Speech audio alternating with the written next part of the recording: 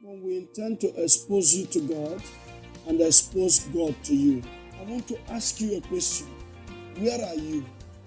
Is the presence of God with you? So what demarcates you when danger comes? What separates you when trouble comes? What sets you free in the midst of calamity is the presence of God. The biggest asset you have is not your connection. Your biggest asset is not your business. Your biggest asset is the presence of God.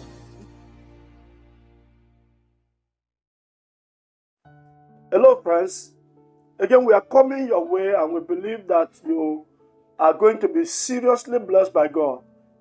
This is Kingdom Impact Results Series and we are exposing you to God and exposing God to you. Now in our previous edition we looked at what it means to give your life to Christ.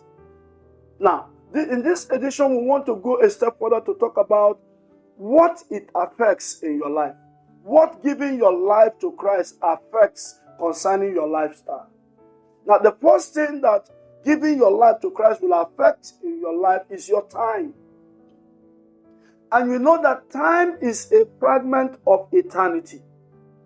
Time is a little space gotten out of eternity.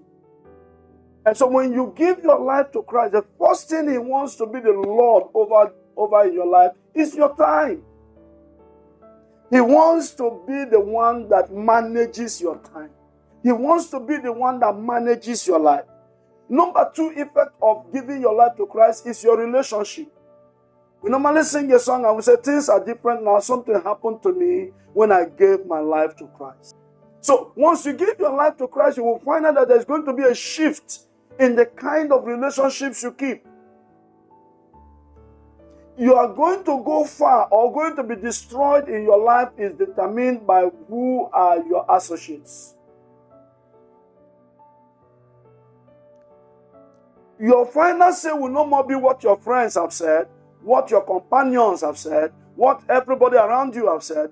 Your decision will not be what God says. Right, the Bible tells us that in 2 Corinthians chapter 6 verse 14, that we should not be equally yoked with an unbeliever. There is no relationship between the house of God and the house of a native doctor. You can't be in church and also you are doing things that are not in line with the new boss you have. Nobody works in a new company with all the apparatus of his old company. You need to change.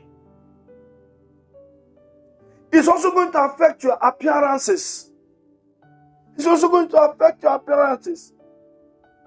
How you dress, how you carry yourself, how you comport yourself, how you talk. All of these are going to be under the control of Christ. Because you won't be talking vulgarly and expect that people will think you are a Christian.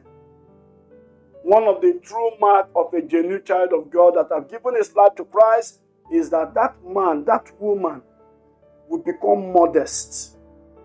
I'm not talking about you not wearing expensive clothes.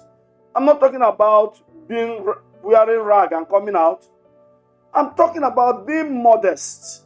Now you know that your life must represent your master. I'm not sure that it has been removed from the rules of the legal profession that they should wear their hood and still enter Okada. I don't think that has been ruled out. They are not meant to wear their hood and enter Okada. And it's a norm. No lawyer wants to appear in court as a tout. So your appearance must be affected by your decision to give your life to Christ.